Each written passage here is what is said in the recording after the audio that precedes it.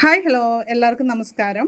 അപ്പം നമ്മുടെ ഇന്നത്തെ വീഡിയോയിൽ ഫാറ്റി ലിവർ ഗ്രേഡ് 1 അതായത് തുടക്കത്തിൻ്റെ അവസ്ഥയിലൊക്കെ ആണെങ്കിൽ നമുക്ക് ഭക്ഷണ ക്രമീകരണവും അതുപോലെ തന്നെ ജീവിതശൈലിയിലെ മാറ്റങ്ങളും കൊണ്ട് അതിനെ കൺട്രോൾ ചെയ്യാനായിട്ട് കുറയ്ക്കാനായിട്ട് തീർച്ചയായിട്ടും സാധിക്കുന്നതാണ്.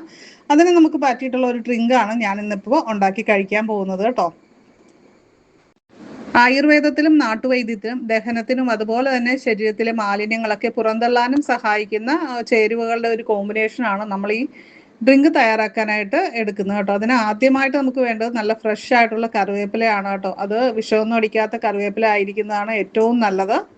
നമ്മുടെ പറമ്പിൽ തന്നെ വളർന്ന കറിവേപ്പിലയാണ്. എന്നാലും നന്നായിട്ടൊന്ന് കഴുകിയിട്ട് വേണം നമ്മൾ ഈ ഒരു ഡ്രിങ്ക് ഉണ്ടാക്കാനായിട്ടൊക്കെ എടുക്കാനായിട്ട്.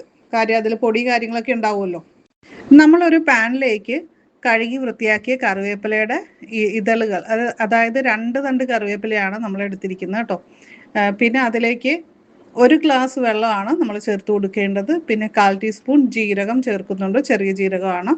അപ്പോൾ അതുകൂടി ചേർത്ത് കൊടുക്കുക.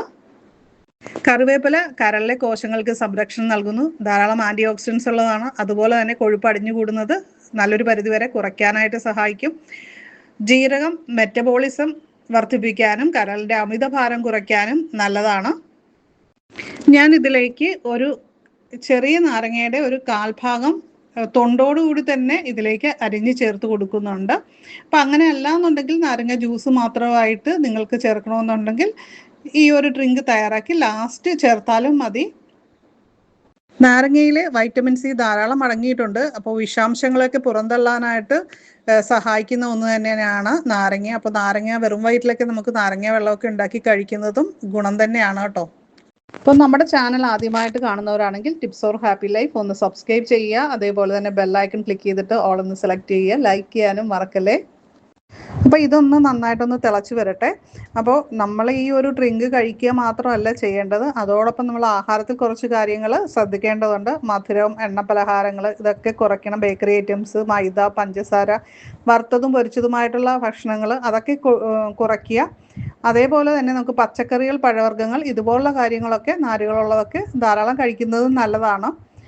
അതുപോലെ നമ്മൾ ദിവസവും കുറച്ച് സമയമെങ്കിലും നടക്കുന്നതും നമ്മുടെ ഈ ഒരു ഫാറ്റി ലിവർ ഗ്രേഡ് 1 കുറയ്ക്കാനായിട്ട് ഹെൽപ്പ് ചെയ്യുന്ന ഒരു കാര്യമാണ്.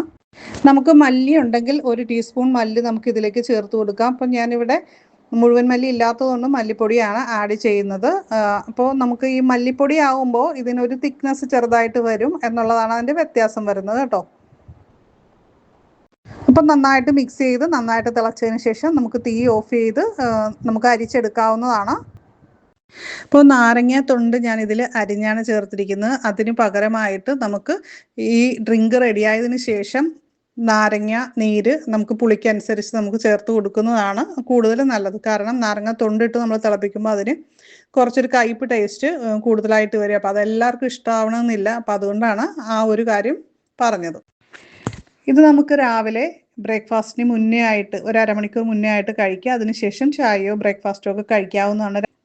പിന്നെ അതുപോലെ തന്നെ ഗർഭിണികൾ, മുല കൂട്ടുന്ന അമ്മമാർ ഇവരൊക്കെ ഇത് ഒഴിവാക്കുക. അതേപോലെ തന്നെ നാരങ്ങയ്ക്കും ഇതിലേതെങ്കിലും ഇൻഗ്രീഡിയൻസിനും അലർജി ഉള്ള ആൾക്കാരുണ്ടെങ്കിൽ അവരും ഒഴിവാക്കേണ്ടതാണ്. അപ്പോൾ വീഡിയോ ഇഷ്ടപ്പെട്ടു കഴിഞ്ഞാൽ താഴെ ഒന്ന് കമൻറ്റ് ചെയ്യുക, ഹായ് എന്തെങ്കിലും കമൻറ്റ് ചെയ്യുക, ലൈക്ക് ചെയ്യുക. താങ്ക്